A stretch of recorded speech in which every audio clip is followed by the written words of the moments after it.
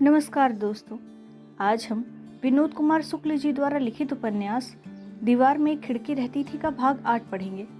तो चलिए आगे की कहानी शुरू करते हैं। मैं नहीं बताता, मैंने पेड़ को किसी को नहीं बताया, पर इस पेड़ को नहीं बदलना।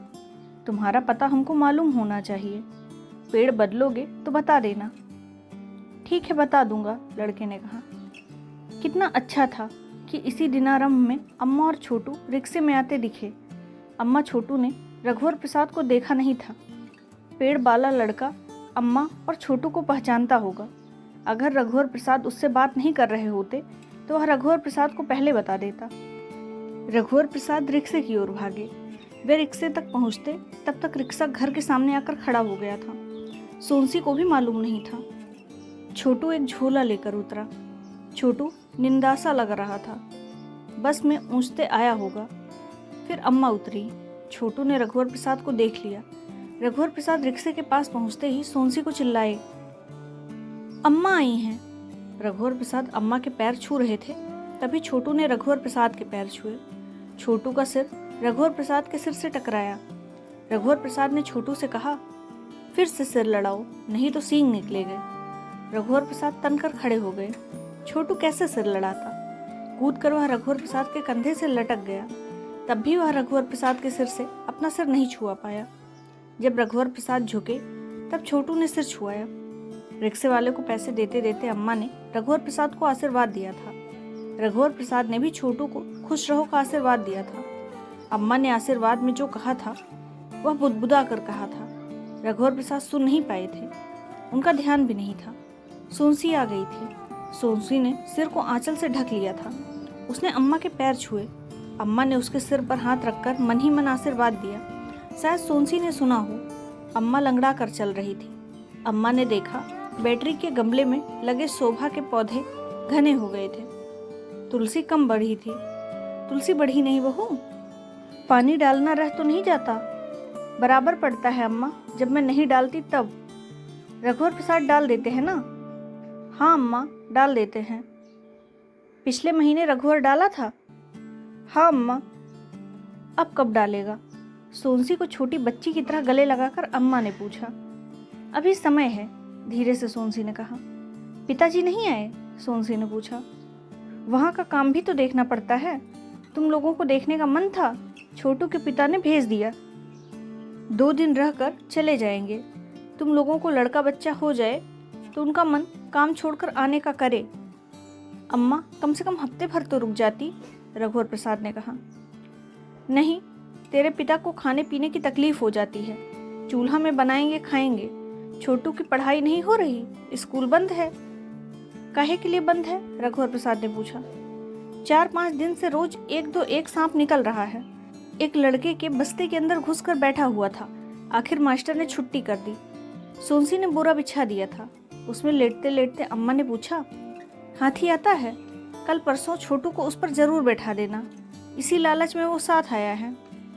कभी कभी आता है, साधु की तबीयत खराब है ना, 2-4 दिन ना आए, रघुवर प्रसाद ने कहा। दोनों पड़ोसी के यहाँ ताला लगा है। हाँ, कई दिनों से नहीं है, सोनसी ने कहा। आ जाते तो उनसे भी मिलना हो जाता। जितना पूछना था अम्मा ने सब पूछ लिया। सोनसी चाय बनाकर लाई थी। चाय पीकर अम्मा फिर लेट गई। सोनसी अम्मा के पास बैठ गई।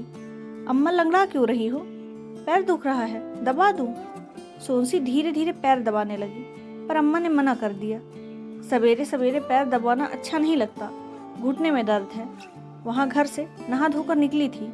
3 बजे रात को नहा ली थी। पहली बस पकड़नी थी, छोटू भी नहा लिया है। तुम चौका रसोई का काम करो, मैं थोड़ी देर में लेटूंगी। बहू झोले में 2 छोटी लौकी रखी हैं, साग के लिए निकाल लेना। सोनसी को याद आया, वह कपड़े में बंधे सोने के कड़े लाई। अम्मा के पास बैठ गई। अम्मा, सो गई क्या? सोनसी ने पूछा। नहीं, क्या है? सोनसी ने अम्मा के हाथ में कड़े पकड़ा दिए। क्या है? कड़े हैं, बूढ़ी अम्मा ने दिए। अम्मा ने कड़े देखे, वह बहुत खुश हो गई। अच्छा है, संभाल कर रख दे। सोनसी कड़े की पोटली कैलेंडर के खोले में फिर टांगने जा रही थी, पर अम्मा ने संभाल कर रखने को कहा था तो पेटी में रखने लगी। बहू, कड़े पहन कर तो दिखा, अम्मा ने लेटे लेटे फिर कहा। सोनसी ने कड़े पहन लिए? कुछ देर बाद अम्मा ने पूछा। हाँ अम्मा। तो दिखाई क्यों नहीं? अम्मा ने कहा। वह अम्मा के पास खड़ी हो गई।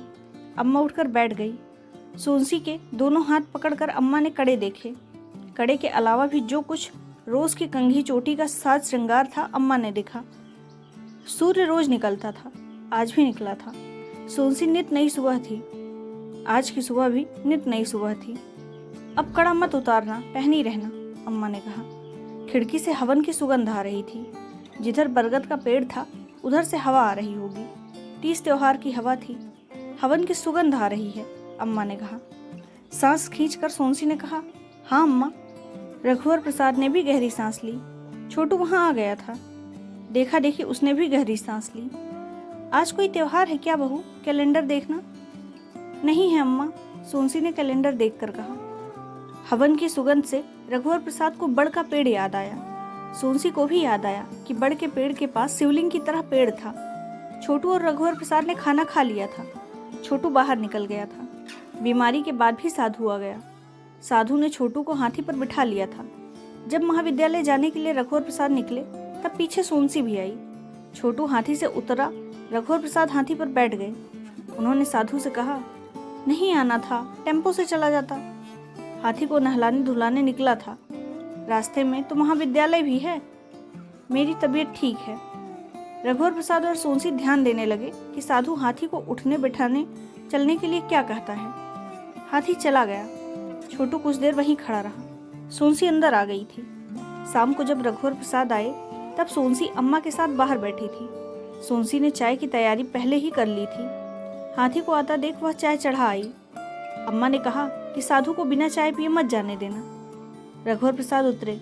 छोटू फिर हाथी पर बैठना चाहता था। रघुवर प्रसाद ने मना कर दिया। अम्मा ने साधु से चाय पीकर जाने के लिए कहा। साधु को जल्दी थी पर सोनसी ने कहा, चाय बन गई है। वह थोड़ी देर में चाय ले आई। रघुवर प्रसाद और साधु ने चाय पी। फिर साधु चला गया। रात को छोटू खा पीकर खटिया पर पहले से ही सो गया था। अम्मा ने कहा, जाओ तुम लोग कहीं घूम आओ। नहीं अम्मा, जाने का मन नहीं है, सोनसी ने कहा। सोनसी अम्मा के पास जमीन पर बैठी थी। रघुवर प्रसाद खटिया पर लेट गए। सोनसी ने सोने के लिए नीचे बिछा दिया था। उसी पर अम्मा आंख मूंदे पड़ी थी, थक गई थी। 2-3 बजे रात को उठी थी। दोपहर को 5 मिनट के लिए भी आंख लगी होगी। सोनसी और अम्मा दोपहर भर बात करते रहे। रघुवर प्रसाद और सोनसी चुप थे। कुछ देर की लगातार चुप्पी में सोनसी उठी और खटका दबाकर बत्ती को बुझा दिया। अम्मा के पास सोनसी लेट गई। दोनों चुप थे। तभी सोनसी को लगा कि रघुवर प्रसाद ने कहा है, तुम्हारा जाने का मन नहीं था पर मेरा मन था। सोनसी ने करवट ली तो पीठ रघुवर प्रसाद की ओर हो गई। सोनसी की चुप में रघुवर प्रसाद को सुनाई दिया, अम्मा को अकेले छोड़कर जाना ठीक नहीं था। सोनसी सो गई। तब भी सोते में उसने सुना, अकेली कहाँ, छोटू तो है। रघुवर प्रसाद भी सो गए। फिर भी उन्होंने सोनसी को सुना, अम्मा के साथ रहेंगे तो अम्मा को अच्छा लगेगा। क्या तुम अभी उठ सकती हो? नहीं, मैं गहरी नींद में सो रही हूँ। तुम जगाओगे तो उठ जाऊंगी। मैं भी गहरी नींद में सो रहा हूँ। तुम जगाओगी तो मैं भी उठ जाऊंगा। तुम जगा दो। अम्मा उठ गई तो मैं नहीं जगा सकता, तुम ही जगा दो। मुझे जगाने को क्यों कहते हो? रात को रघुवर प्रसाद पानी पीने उठे तब अम्मा की नींद खुली। रघुवर प्रसाद है क्या? मुझको भी पानी दे दे बेटा, अम्मा ने कहा। रघुवर प्रसाद ने अम्मा को पानी दिया। सोनसी सो रही थी। रघुवर प्रसाद खटिया पर जाकर सो गए। तभी अम्मा के पास कोई सोनसी नींद में बोली, अम्मा मेरा बस्ता कहाँ है? सोनसी स्कूल जाने का सपना देख रही थी। सवेरे ले लेना, अभी सो जा। अम्मा ने देखा कि छोटू का पैर खटिया से नीचे लटक रहा है। छोटू के सोने को बड़बड़ाते हुए अम्मा उठी। छोटू के लिए खटिया में जगह नहीं थी। रघुवर पता नहीं कैसे सोता है। रघुवर, ओ रघुवर, उधर सरक कर सो। उन्होंने ताकत से रघुवर को सरका। थोड़ी सी जगह छोटू के लिए बनाई। छोटू के लटके पैर को खटिया में रखा तो छोटू ने फिर पैर लटका लिया। इससे तो अच्छा था छोटू जमीन पर सो जाता, खटिया से गिर ना जाए, अम्मा ने सोचा। छोटू नीचे जमीन पर सो जा बेटा, उतर। अम्मा ने 2-3 बार सोने के लिए कहा। छोटू नहीं उठा, पर रघुवर प्रसाद को नींद में लगा कि अम्मा उसे नीचे सोने के लिए कह रही हैं। वे उठे और नीचे सोनसी के पास आ गए। अम्मा, अरे अरे कहती रह गई। अम्मा को समझ में नहीं आया क्या करे। हार कर वह खटिया पर चली गई। फिर दीवार की तरफ करवट लेकर सो गई। सोनसी सिकुड़ी सिमटी सोई थी कि अम्मा को कड़ा वाला हाथ ना लग जाए। गहरी नींद में जब उसने करवट ली तो कड़ा वाला हाथ रघुवर प्रसाद के मुंह पर लगा। वे चौंक कर उठ गए। कैसा सोती है? सोनसी को देखकर उन्होंने कहा। पर सोनसी उनके पास कहाँ आ गई? सोनसी तो अम्मा के पास सोई थी और अम्मा खटिया पर सो रही हैं। वे बिल्कुल भूल गए कि वे खटिया पर सो रहे थे। उन्हें लगा कि वे जमीन पर छोटू के साथ सो रहे थे। सोनसी खटिया से उठकर नीचे आ गई। छोटू को अम्मा के पास जगह दिखी होगी तो वह अम्मा के पास चला गया। उन्होंने सोनसी को फुसफुसा कर उठाया। सोनसी, ये सोनसी, उठो तो। क्या है? उठकर सोनसी बैठ गई। धीरे बोलो, तुम तो अम्मा के पास सो रही थी, यहाँ मेरे पास कैसे आ गई? हाँ, मैं अम्मा के पास सो रही थी। छोटू कहाँ गया? सोनसी चकित थी। छोटू अम्मा के पास चला गया। अब क्या करें? सोनसी ने कहा। तुम्हारा कड़ा मेरे मुंह पर लग गया था, इसलिए नींद खुल गई, नहीं तो सुबह तक सोते रहते। पानी पियोगे? धीरे से सोनसी ने पूछा। हाँ, पी लूंगा। रघुवर प्रसाद बैठे हुए थे। वह गुंडी से पानी निकाल कर लाई। कड़े चूड़ियों के साथ ना बजे इसलिए उसने ऊपर सरका लिया था और हाथ में कस दिए थे। पानी पीकर रघुवर प्रसाद लेट गए। तुम भी लेट जाओ। नहीं, मैं नहीं लेटती। अम्मा देखेंगी तो क्या सोचेंगी? कहाँ लगी? माथे पर। सोनसी ने रघुवर प्रसाद के माथे को छुआ, जैसे स्पर्श का लेप लगाया हो। रघुवर प्रसाद ने हाथ हटा दिया। दूर दूर लेट जाते हैं, सोनसी ने कहा। वह रघुवर प्रसाद से दूर खिसक कर लेट गई। रघुवर प्रसाद भी उससे कुछ दूर खिसक गए। रघुवर प्रसाद लंबे थे। सोनसी के पैर से उन्होंने अपना पैर जानबूझकर छुआया तो सोनसी ने अपना पैर हटा लिया। रघुवर प्रसाद को हल्का सा ख्याल आ रहा था कि वह ही खटिया पर सो रहे थे। ऐसा होता तो सोनसी कहती, अम्मा बेसुध सो रही थी। रघुवर प्रसाद सोच रहे थे कि लंबी चौड़ी धरती हो और दोनों धरती पर सोए हों तब भी यही लगेगा कि दोनों साथ साथ सो रहे हैं, चाहे वे उत्तर ध्रुव की धरती पर हों और सोनसी दक्षिण ध्रुव की धरती पर। क्या उत्तरी ध्रुव और दक्षिणी ध्रुव अलग अलग खटिया नहीं हो सकते? उत्तरी और दक्षिणी ध्रुव के बीच छोटू को सुला दिया जाए तो ठीक रहेगा। वे उठे। उन्होंने छोटू को दोनों हाथों से उठाया, बीच में छोटू को सुला दिया। तुम चाहो तो अम्मा के पास सो जाओ, धीरे से उन्होंने कहा। सोनसी अंधेरे में आंख खोले देख रही थी। खिड़की से चंद्रमा का उजाला कमरे में था। छोटू को सोनसी ने चादर उड़ा दिया। करवट लेते ही रघुवर प्रसाद का पैर सोनसी से छुआया। सोनसी ने अपना पैर नहीं हटाया। रघुवर प्रसाद को नींद आ गई। दोनों सो गए। सोते में सोनसी ने सुना, तुमने पैर नहीं हटाया? सोते हुए रघुवर प्रसाद ने सुना, हाँ। दोनों गहरी नींद से और गहरी नींद में सो रहे थे। सुबह जब अम्मा उठी तो उसने अपने सिवाय सबको जमीन पर सोते पाया। उसने सोचा, अब की रात खटिया उठा देंगे और सभी जमीन पर फैल कर सोएंगे। अम्मा को किसी को उठाने का मन नहीं हुआ। जब तक सोए सोने दो। अम्मा ने नहीं उठाया था, पर सुबह के उजाले ने सोनसी को उठा दिया। सोनसी के उठते ही अम्मा ने कहना शुरू किया, छोटू खटिया से पैर लटका कर सोता है। जमीन पर सुलाने के लिए उसे उठाने लगी तो वह नहीं उठा। रघु ने सोचा कि उसको उठाया जा रहा है। वह उठा और जमीन पर सो गया। सोनसी दोनों हथेलियों से सामने से बालों को समेटते हुए जूड़ा बनाते हुए हंस पड़ी थी। छोटू कब जमीन पर नीचे आ गया? खटिया से गिरा तो नहीं? सोनसी कुछ नहीं बोली। बहू, छोटू खटिया से गिरा तो नहीं? नहीं गिरा था, वे उठाकर नीचे सुलाए थे, सोनसी ने कहा। चलो ठीक है, खटिया पर इसको दीवार तरफ सुलाना चाहिए, नीचे गिरने का डर नहीं रहेगा।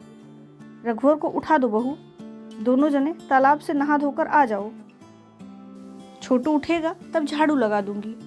अच्छा, मैं रघुवर को उठा देती हूँ, अम्मा ने फिर कहा और रघुवर को उठाया। खिड़की पर बच्चे नहीं आए थे, अभी उनके आने में बेर नहीं हुआ था। सोनसी रघुवर के कपड़े लिए थी। खिड़की से दोनों कूदे। सोनसी पहले कूदी थी। रघुवर पगडंडी पर सोनसी के पीछे चल रहे थे। सोनसी के पीछे चलना उन्हें अच्छा लग रहा था। सोनसी फिर किसी दिशा में नहीं जा रही थी, इसलिए लगता था दिशाएं सोनसी के पीछे चल रही थी। केवल एक दिशा रघुवर प्रसाद के लिए आगे जाते हुए स्वयं सोनसी थी। सामने और आजू बाजू का दृश्य सोनसी के पीछे आने के लिए अपनी बारी में खड़ा था। सोनसी के आगे निकलते ही उधर की धरती, पेड़, पत्ती सोनसी के पीछे आ जाते। जब एक तालाब जो सफेद कमल से भरा था पीछे छूट गया तो रघुवर प्रसाद ने पूछा, किस तालाब में नहाएंगे? इसी तालाब में, सोनसी ने कहा। तालाब वहां था। जैसे हो गया था कि सोनसी वहां नहाएगी। यह तालाब की इच्छा थी, ऐसा भी समझना चाहिए। रघुवर प्रसाद और सोनसी तालाब के किनारे पत्थर पर खड़े रहे। तालाब उनके पैर के पास रास्ता देखता हुआ था। पानी में लकीरों जैसा कंपन था। वे कूदने वाले होंगे कि आशा में तालाब सिहरा हुआ था, या उनकी छाया पड़ने की छपाक से लकीरों जैसी लहर उठी होगी। तभी पलक झपकते ही साड़ी उतार सोनसी तालाब में लेटी हुई सी कूदी थी और पानी में लेटी हुई छपाक हुई कि पानी का बिस्तर था। सोनसी के पीछे तालाब में रघुवर प्रसाद गिरे से कूदे कि सोनसी के साथ किसी अदृश्य रस्सी से बंधे थे। सोनसी कूदी तो वह खिंचा गए। अरे, कपड़े नहीं उतारे? तैरते तैरते सोनसी ने पूछा। कपड़ा उतारने का समय नहीं मिला, तुम कूद गई थी ना। दोनों पास पास आराम से तैर रहे थे, अधिक गहरे में नहीं थे। स्वच्छ गहरे पानी का लंबा चौड़ा बिछा हुआ तालाब था। सांस रोककर दोनों डुबकियां लगाते। डुबकी से बाहर निकलकर हवन की सुगंध से भरी हवा से सांस लेते। हवा की सुगंध का एहसास उनको पानी के अंदर सांस रुके होने के बाद भी होता था। नहा धोकर दोनों बड़ के पेड़ के पास चले। वहां शिवलिंग की तरह पेड़ था। पेड़ के शिखर से लताओं की डाल निकली थी। इन लताओं में अनेक रंगों के फूल थे। हो सकता है वृक्ष में जब फूल चढ़ाए जाते हों तो वे पेड़ में उग जाते हों।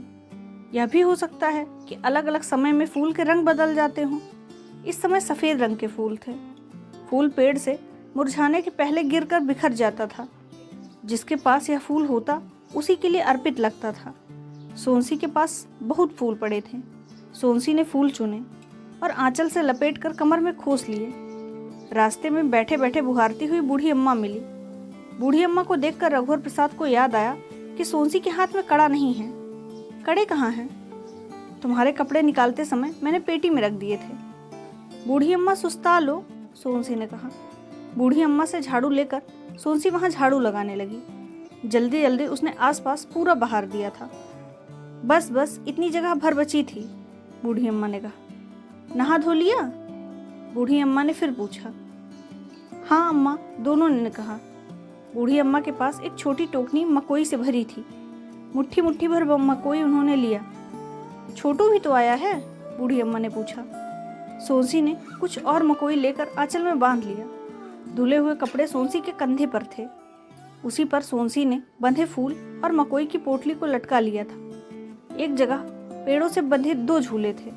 झूलों में छोटे छोटे बच्चे कानों के पास मुट्ठी बांध सो रहे थे। एक छोटी लड़की बच्चों को ताकने के लिए वहां थी। पास ही एक सूखा नाला था। उस नाले में पेड़ से झड़े हुए फूल पत्ते गिरे हुए थे। नाले में भूरे रंग की कई चिड़ियां पत्तों को चोट से पलटकर कीड़ों को ढूंढ रही थी। लड़की का ध्यान चिड़ियों की तरफ था। हवा से झूले धीरे धीरे हिल रहे थे। 2 फैली तनी रस्सी पर पुरानी साड़ी को तहाकर बनाया गया झूला था। तोर दाई कहाँ है? सोनसी ने पूछा। मकोई बिनने गई है, लड़की ने शर्मा कर कहा। पेड़ के नीचे टोकनी भर मकोई रखी थी। एक फटे कपड़े से टोकनी ढकी थी। सोनसी का मन हुआ वहां दोनों बच्चों को उठाकर अपनी गोद में बिठा ले। पगडंडी पर रघुवर प्रसाद सोनसी के पीछे हो गए। जैसे पैर के चिन्ह छूटते हैं उसी तरह आगे चल रही सोनसी के पीछे, सोनसी के चाल की लय के छूटे हुए चिन्ह की तरह सब कुछ सब तरफ था। लय का दृश्य था। तालाब लय का तालाब था। पेड़ लय का पेड़ था। पेड़ में खिले फूल लय थे। लय की पगडंडी थी। रघुवर प्रसाद पैरों में चलते हुए थिरकन थी। आकाश से लेकर धरती तक सोनसी और रघुवर प्रसाद का घराना था जो स्थिर था।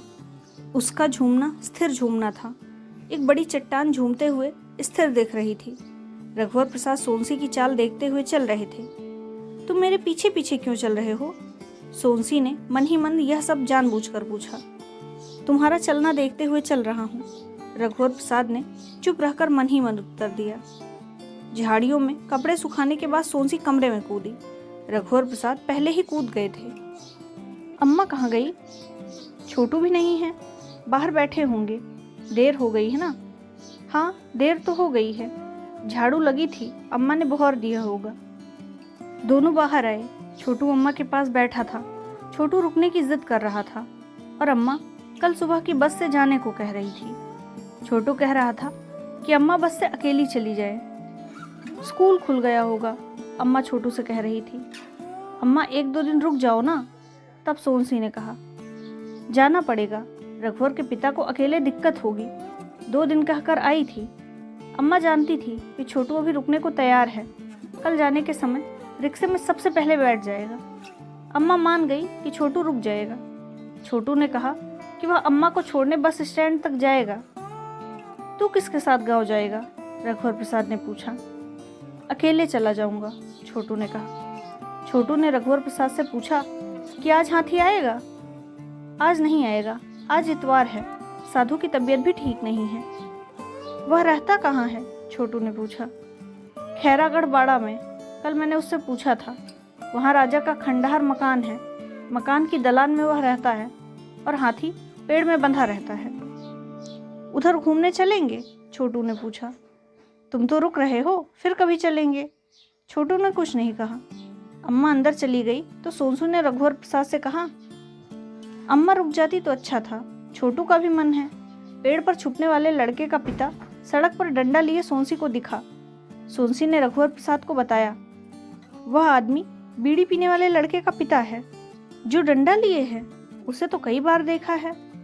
डंडे वाला आदमी इधर उधर देखते हुए जा रहा था। अपने लड़के को ढूंढ रहा था ताकि पकड़कर घर ले जाए।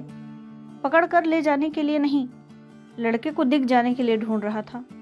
लड़का उसे ना दिखे पर छुपा हुआ लड़का उसे देख ले, जिससे उसे मालूम हो जाए कि उसका दादा घर पर नहीं है। लड़का बता रहा था, जब तक दादा घर पर रहते हैं वह घर नहीं जाता।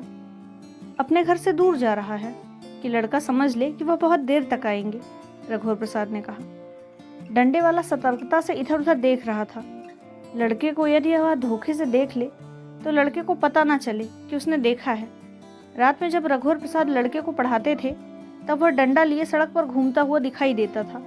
बिजली के नीचे पढ़ने वाले लड़कों के पास यूं ही खड़ा हो जाता था।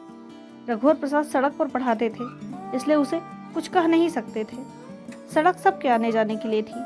वहाँ लड़कों के चारों तरफ कुछ लोग भीड़ जमा कर लेते थे तो क्या कर सकते थे? मना तो नहीं कर सकते थे। कक्षा में पढ़ाते होते तो मना करते। सड़क पर गाय आकर खड़ी हो जाती थी, पगुराते हुए वहीं बैठ जाती थी। लड़कों के पास गोबर या पेशाब करने लगती थी, तब वहां से हटना पड़ता था। बिजली के खंभे के नीचे पर्याप्त उजाला रहता था। बिना कंडील के पढ़ाई हो जाती थी और मिट्टी के तेल की बचत होती थी। बिजली के खंभे को टेबल लैंप की तरह इधर उधर ले जा सकते तो उसको किसी एकांत जगह में ले जाते। इतने सारे खंभे में 1-2 खंभे कम हो जाते तो फर्क नहीं पड़ता। सड़क पर अंधेरा होते ही सन्नाटा हो जाता। आदमियों का हल्ला बिल्कुल नहीं था। सड़क पर कुत्तों के भौंकने के कारण कभी कभी बहुत हल्ला होता था। रात को आती जाती बैलगाड़ी पर ध्यान रखना पड़ता था। गाड़ी चलाने वाले जब ऊँघते तब बैल यद्यपि सड़क पर अपनी मर्जी से ठीक ठीक चल रहे होते, पर कभी एकदम किनारे हो जाते, फिर उस किनारे से हटते हटते सड़क के दूसरे किनारे की ओर बढ़ने लगते। ऐसे में संभालना पड़ता था। बिजली के खंभे के पास पेड़ थे। पेड़ पर उजाले में कीड़े, खाने, घुघू, उल्लू आदि पक्षी बैठ जाते थे। घुघू या उल्लू सुन न ले, इसलिए लड़के आपस की बातचीत में किसी का नाम ना लेते थे। लड़कों का कहना था कि यदि उल्लू नाम सुन ले तो वह उस नाम को याद रखता है। जिसका नाम वह याद करता है वह धीरे धीरे दुबला होकर मर जाता है। धोखे से नाम निकल जाने पर राम का नाम लेते थे और बच जाते थे। डंडे वाला आदमी रघुवर प्रसाद को पहचानने लगा था और रघुवर प्रसाद को हाथ जोड़कर जुहार करता था। रघुवर प्रसाद और सोनसी ने देखा कि गूलर के पेड़ से लड़का कूदकर भाग गया। वह घर गया होगा। उसने दादा को देख लिया था। रघुवर प्रसाद ने कहा, लड़के के दादा को बुलाकर बात करता हूँ। बात करना, पर गूलर के पेड़ के बारे में मत बताना। हाँ हाँ, रघुवर प्रसाद ने कहा। परंतु रघुवर प्रसाद के बुलाने के पहले छोटू ने उसे आवाज दे दी, डंडा वाले भैया, ओ डंडा वाले भैया। आदमी ने पलट कर देखा। छोटू हाथ हिलाकर बुला रहा था। पास आकर उसने रघुवर प्रसाद और सोनसी को राम राम कहा। अपने लड़के को ढूंढ रहे हो? सोनसी ने पूछा। हाँ भाई, घर नहीं आता, मेरे को बाहर घूमते देख लेगा तब घर चला जाएगा। उसको मारना मत, प्यार से समझा देना। बस एक बार मारा था भाई, बीड़ी पीता है, इसके बाद वह भागता रहता है। मिले तो समझाऊं, घर ही नहीं आता, छुपकर दूर से देखता रहता है। घर पर रहता हूँ तो डंडा दरवाजे पर छोड़ देता हूँ, डंडा देख लेगा तो जान जाएगा कि मैं घर पर हूँ। तुम्हारा लड़का खाकी पैंट पहनता है ना, 10-12 साल का, उसको जानता हूँ, वह कभी कंघी नहीं करता। वही है महाराज, 10 साल का है। छोटू की तरफ देखकर बोला, इसी के समान। तुम कल सुबह छुपकर मेरे घर आ जाना, तुम्हारे लड़के को मैं समझा दूंगा, समझ जाएगा तो अपने साथ घर ले जाना। घर से निकलना तो डंडा मत लाना, दरवाजे पर छोड़ देना, लड़का घर नहीं जाएगा। लड़के ने भी बताया था कि दादा का डंडा देखकर वह घर आता जाता है। सोनसी जब उसको पेड़ पर चढ़ा देखती तो कभी कभी उससे बात कर लेती थी। सोनसी से आंख मिलाकर वह बात नहीं कर पाता था। सोनसी पेड़ के नीचे खड़ी हो जाती और खोद खोद कर उससे पूछती, तब बताता था। पेड़ के ऊपर देखते हुए सोनसी को बात करके कोई देखता तो वह यही सोचता कि सोनसी या तो पेड़ से बात कर रही है या चिड़िया से, गिलहरी से भी सोच सकता था। किसी लड़के से बात कर रही है यह कभी ध्यान में नहीं आता। दोपहर को जब खाने बैठती तब पेड़ को देख लेती थी, लड़का दिख जाता तो उसे खाने के लिए बुला लेती, कभी वह खुद आ जाता।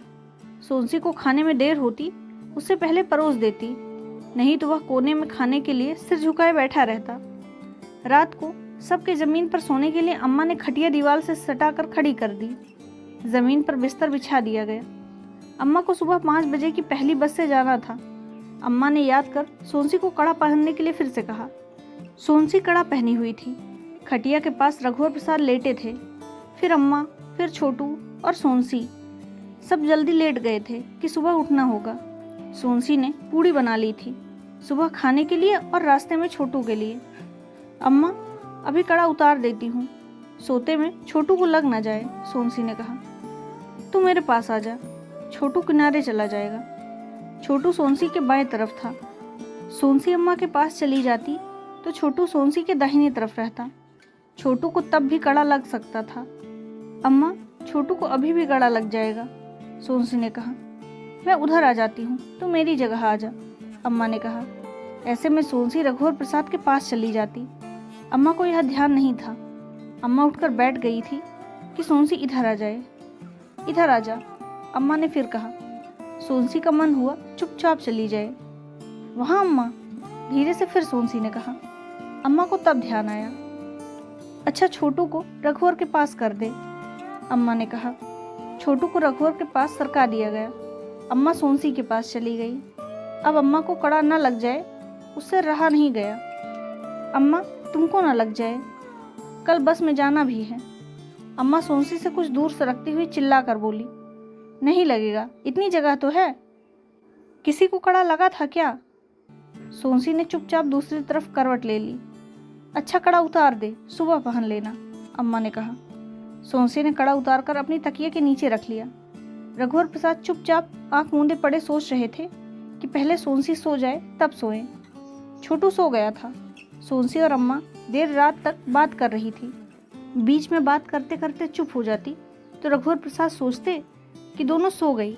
सोनसी तब पूछती, अम्मा सो गई? सोई नहीं, तेरे को नींद आ रही हो तो सो जा। मेरा बात करने का जी कर रहा है, पर क्या बात करूं? कुछ पूछो तो बताऊं। अम्मा, तुम्हारी शादी हुई थी तब तुम कितनी बड़ी थी?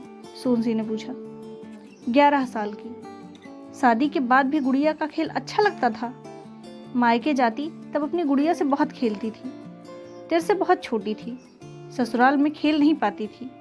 माँ बाप की बहुत याद आती थी, तब रोने लगती। रघुवर के पिता 14 साल के थे, चुप कराते कराते वे भी रोने लगते। अम्मा, तुम पाठशाला जाती थी? सोनसी ने पूछा। तो अम्मा हंसी। आंख मूंदे हुए रघुवर प्रसाद भी मुस्कुराए। अम्मा की हंसी सुनकर नींद में छोटू भी हंस दिया होगा। दूसरी कक्षा तक पढ़ी। बहू, तेरा और पढ़ने का मन हो तो रघुवर प्रसाद से जरूर पढ़ लेना। रघुवर के पिता छुपकर मुझे पढ़ाते थे। मेरे पिता भाई तपेदिक से जल्दी मर गए। सास कठोर थी। ससुर मेरे ब्याह के 4 माह बाद मर गए। कैसे मर गए अम्मा? सवेरे दिशा मैदान से लौट रहे थे। रास्ते में एक पीपल का पेड़ था। पेड़ के नीचे से निकले तो किसी ने नाम लेकर आवाज़ दी। अकड़ कर बोले, कौन है? तो कहा, रुक जा। नहीं रुकता कहकर चले गए। बड़ी बड़ी मूछें थी, डंडा रखते थे, पगड़ी बांधते थे। सुबह सुबह का अंधेरा था, कंडीला ले जाना भूल गए थे। घर आए तो बुखार था, फिर उठे नहीं। अम्मा चुप हो गई। सोनसी भी कुछ नहीं बोली। थोड़ी देर बाद अम्मा ने पूछा, बहू सो गई? नहीं अम्मा। रघुवर से बड़ी एक और बेटी थी। सांवली थी पर रघुवर से रंग साफ था, सुंदर थी। बड़ी माता में वह भी मर गई। कितनी बड़ी थी अम्मा? 3 साल की थी तब रघुवर हो गया था। छोटा था, महीने भर का, काला दुबला पतला। रघुवर हुआ तो सास बहुत खुश हुई। अच्छा नहीं दिखता था। देखकर सास ने कहा था, लड्डू गोल नहीं है तो क्या हुआ, लड्डू तो है। रघुवर को देखकर सास की सारी बीमारी दूर हो गई। परागा के दुख से बीमार पड़ गई थी। परागा उनके साथ सोती थी। परागा कौन अम्मा? मेरी बड़ी लड़की बेटी। अम्मा चुप हो गई। अब सोनसी सोच रही थी कि अम्मा ने परागा को बेटी कहा था या उसे। सोनसी से रहा नहीं गया। वह पूछ बैठी, अम्मा तुमने बेटी किसको कहा था? हाँ बेटी, दोनों को, अम्मा ने फिर से कहा। इस बार भी अम्मा हंसी। सोनसी का मन रघुवर के बारे में पूछने का बहुत था। सोच रही थी कैसे पूछे। बहुत देर तक चुप रही तो अम्मा ने फिर पूछा, सो गई क्या? नहीं अम्मा, ऐसे ही बात करो, अच्छा लग रहा है। अच्छा अम्मा, इनके पैर के घुटने के नीचे चोट का निशान कैसा है? अरे रघुवर को मलाई खुरचन अच्छी लगती थी ना। एक बार कढ़ाई में दूध उटा रही थी, उसकी खुरचन थी। रघुवर को मैंने बुलाई, खुरचन खा ले। वह दौड़ते आया और चौके के सामने रखे सिल से टकरा गया। मांस छिल गया था, हड्डी दिखने लगी थी। रो रहा था। मुंह में थोड़ी खुरचन डाल दी तो कुछ देर के लिए चुप हो गया।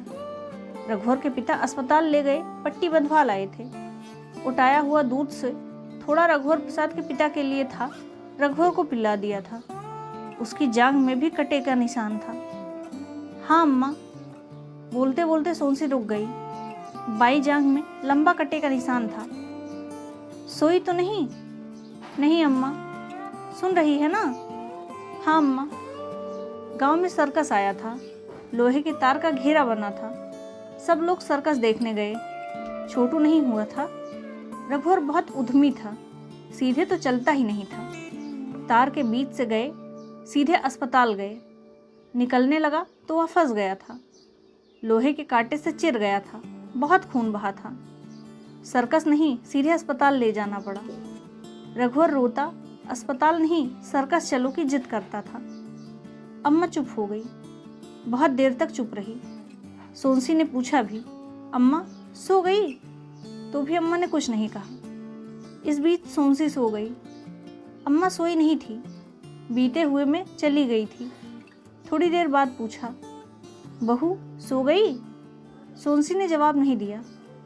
अच्छा सो जा, ये कहकर अम्मा सोनसी की तरफ करवट लिए हुए सो गई। अम्मा का बायां हाथ सोनसी के ऊपर था। रघुवर प्रसाद भी सो गए। सोनसी ने रघुवर प्रसाद को नींद में सुना, तुम सो गई?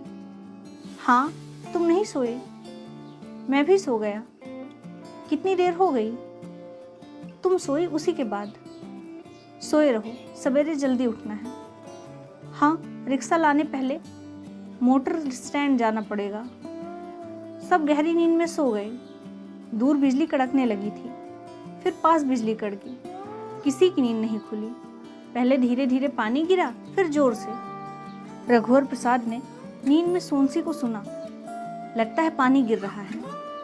हाँ, गिर रहा है, गहरी नींद में सोनसी ने सुना। पेड़ पर लड़का बैठा होगा तो भीग रहा होगा। हाँ, भीग रहा होगा। तुम उठो, उसको यहाँ बुला लो। बिजली फिर कड़की। रघुवर प्रसाद उठकर बैठ गए। टटोल कर उन्होंने खटका दबाया। सोनसी भी उठ गई। अम्मा ने पूछा, 3 बज गए क्या? नहीं अम्मा, 2 बजा है, सो जाओ। मैं सोती हूँ, 3 बजे उठा देना। अच्छा, रघुवर प्रसाद ने कहा। बिजली पेड़ पर ना गिर जाए, सोनसी ने कहा। रघुवर प्रसाद रबड़ की चप्पल पहने छत्ता लेकर दरवाजे का पल्ला सावधानी से खोलकर बाहर निकले। दूसरा पल्ला खोलते तो अम्मा के सिर से टकराता। सोनसी ने दरवाजा उड़का दिया था।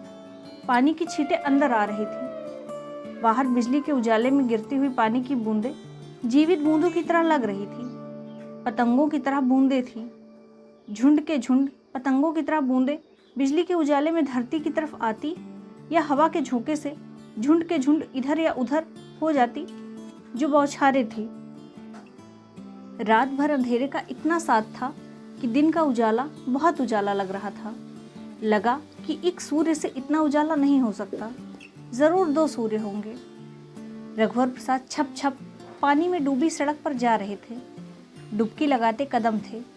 बरसात की सड़क पानी की सड़क हो गई थी। सड़क से उतरकर गूलर के पेड़ के नीचे कीचड़ हो गया था। बिजली के खंभे का उजाला गूलर के पेड़ पर भी था। लड़का भी पेड़ पर था। लड़के ने रघुवर प्रसाद को आते देख लिया था। पेड़ में बैठे हो? रघुवर प्रसाद ने पूछा। हाँ, बैठा हूँ। घर चलो, भीग जाओगे। पेड़ पर रहूंगा, नहीं जाता। ठीक है, तुम मेरा छत्ता ले लो।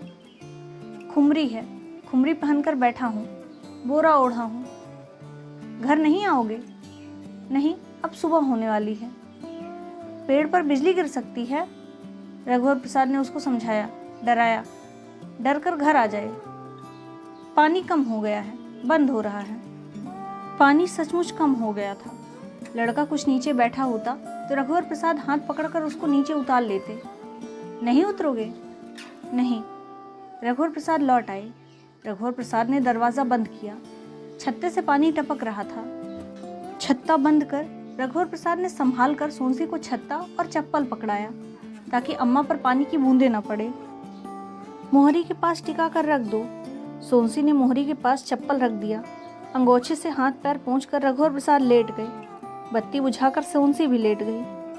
लड़का पेड़ पर नहीं है क्या? सोनसी ने पूछा। है, खुमरी पहनकर बैठा है, बोरा भी ओढ़ा है। बहुत कहा पर नहीं आया।